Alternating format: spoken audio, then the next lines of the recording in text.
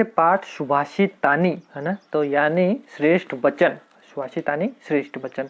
अब क्या है, हमने क्या है 3 श्लोक पढ़ लिए थे। अब देखते हैं चौथे श्लोक में क्या लिखा है। चौथा श्लोक शुरू करते हैं।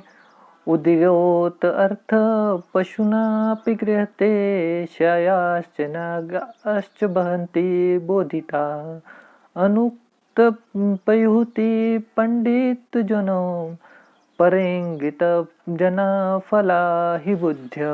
अब कहते हैं, हाँ जी, अब कहते हैं कि उदिरोत अर्थ पशुनापि गृह्यते। उदिरतः मतलब कहा हुआ है ना, यानी कहा हुआ, तो कहा हुआ यानी कहा हुआ अर्थ, उदरितो अर्थ यानी कहा हुआ अर्थ, पशुनापि गृह्यते, पशुओं के द्वारा भी, जो है पशुओं के द्वारा भी गृह्यते यानी ग्रहण किया जाता है।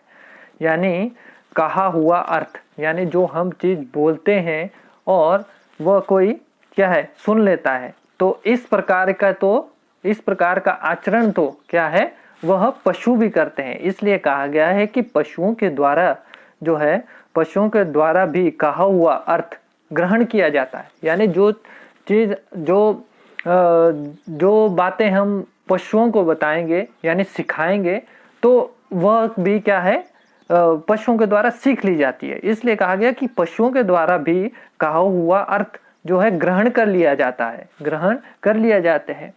हयाश्च नागाश्च बहन्ति बोधिता। हयाश्च ठीक है, हया होते हैं घोड़े, नागाश्च नागा होता है हाथी है ना। तो अब कहते हैं कि हाथी क्या कहते हैं कि हयाश्च नागाश्च कि घोड़े और हाथी बहन्ति बोधिता, यानी बोधिता मतलब बताए हुए है ना, बताए हुए ठीक है। बहन्ति मतलब इसमें है ढोने का, यानी मतलब चलने का, चलना, बहना यानी है ना। तो यहाँ पे क्या होगा, तो ढोने के अर्थ, ढोना यानी इसको ढोते हैं। तो हाथी और घोड़े क्या है बताए हुए जो है, बोधिता निर्धारित, यानी बोधिता मतलब जाने हुए, निर्धारित जाने हुए भार को क्या है वह ढोते हैं है ना। तो हाथी और घोड़े और हाथी क्या है बताए हुए जो है निश्चित भार को क्या है वह ढोते हैं। अनुयुक्त पिहोति पंडित जनः। अब कहते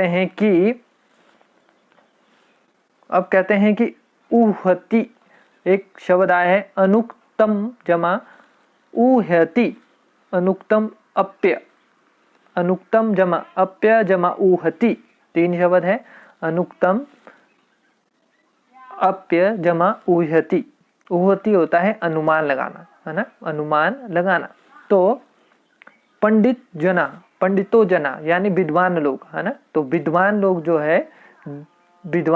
जो है बिना कहे भी, अनुक्तम मतलब बिना कहे भी जो है अनुमान लगाते, उहति मतलब अनुमान लगा लेते हैं है ना। तो बिना कहे भी क्या है वह विद्वान लोगों को क्या इसलिए कहा गया है कि समझदार को तो इशारा ही काफी, तो इसलिए कहा गया है कि विद्वान लोग जो है उन्हें बिना कहे भी अनुमान लग जाता है ना, अनुमान जो है लग जाता है।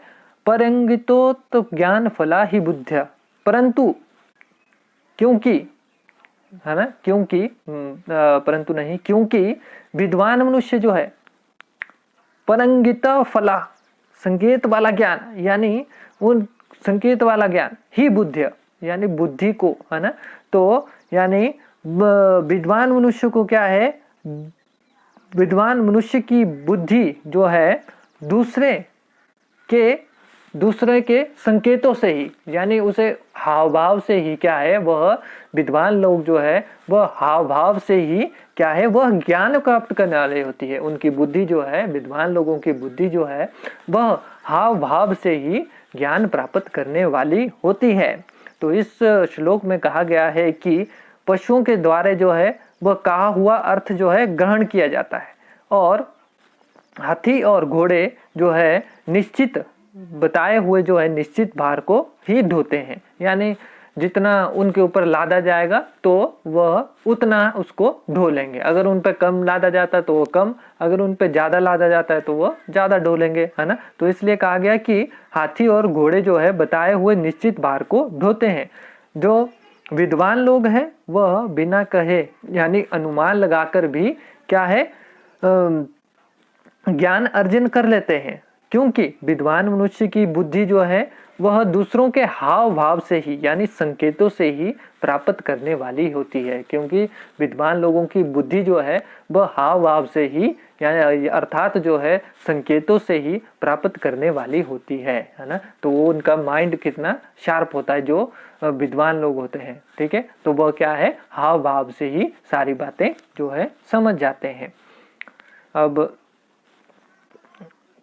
अब देखते हैं नेक्स्ट 5वां, क्रोधो हि शत्रु प्रथमो नराणाम देहि देह स्थितो देह विनाशाय यथा स्थित काष्ठगतो हि वहनी स एव वहन दहते शरीरम। अब कहते हैं कि स एव वहर्ति दहते शरीरम। अब कहते हैं हाँ जी, अब देखो क्रोधो ही शत्रु प्रथमो नराणाम, नराणाम मतलब मनुष्य का, है ना। तो क्रोध क्या है, क्रोध क्या है प्रथम शत्रु है शरीर में स्थित, है ना, जो है देहस्थ स्थितो देह विनाशो। अब कहते हैं कि मनुष्य के शरीर के नाश के लिए, है ना, मनुष्य के शरीर के नाश के लिए जो है प्रथम शत्रु जो है वह क्या है क्रोध है, वह क्रोध है। देह स्थितो देहस विनाश, वह क्या है शरीर में स्थित है और क्या है शरीर का ही नाश कर देता है ना। तो क्या कहा गया है कि मनुष्य के शरीर में जो है स्थित मनुष्य के शरीर में मनुष्य के शरीर का जो है वह प्रथम शत्रु जो है वह क्रोध है ना। तो प्रथम शत्रु जो है वह क्रोध है जो शरीर में स्थित होकर देह स्थितो यानी शरीर में स्थित देह विनाश, देह यानी शरीर के विनाश का कारण बनता है ना। तो वह शरीर में स्थित होकर क्या है शरीर के ही जो है विनाश का कारण बनता है। इसलिए क्या कहा गया कि मनुष्य के शरीर का प्रथम शत्रु क्या है वह क्रोध है। यथा स्थितो काष्ठगतो ही वहनी, यथा मतलब जिस प्रकार से लकड़ी में काष्ठगतो, लकड़ी में काष्ठ होती है लकड़ी, लकड़ी में स्थित ही वहनी, लकड़ी में स्थित अग्नि ही, लकड़ी में स्थित जो है अग्नि यानी जली हुई लकड़ी जो है स एव वहर्दतो शरीरम, स एव वहर्दते यानी लकड़ी जो है जिस प्रकार से लकड़ी में स्थित अग्नि लकड़ी को ही यानी लकड़ी में लगी हुई अग्नि जो है वह लकड़ी को ही जला देते, क्योंकि एक लकड़ी जो है दूसरी लकड़ी को जलाती है। तो इसलिए कहा गया कि जिस प्रकार से लकड़ी में स्थित अग्नि जो है लकड़ी को ही जला लेती है वही दहते शरीरम, उसी प्रकार क्या है शरीर में स्थित जो है क्रोध जो है वह शरीर को जला देता है, यानी वह दहते शरीरम यानी शरीर को जला देता है। तो उसी प्रकार क्या है शरीर को जला डालता है। अर्थात क्या है जिस प्रकार से लकड़ी में स्थित अग्नि लकड़ी को जला देती है उसी प्रकार शरीर में स्थित जो है शरीर के अंदर हमारे अंदर जो है शरीर के अंदर जो क्रोध होता है वह शरीर को क्या है वह नष्ट कर देता है, वह जला देता है ना। तो क्या है क्रोध तो हमारे भीतर ही होता है, बाहर तो होता नहीं, है ना। तो इसलिए कहा गया कि क्रोध जो है मनुष्य का प्रथम शत्रु है, शरीर प्रथम शत्रु है, मनुष्य के शरीर का जो प्रथम शत्रु जो है वह क्रोध है ना।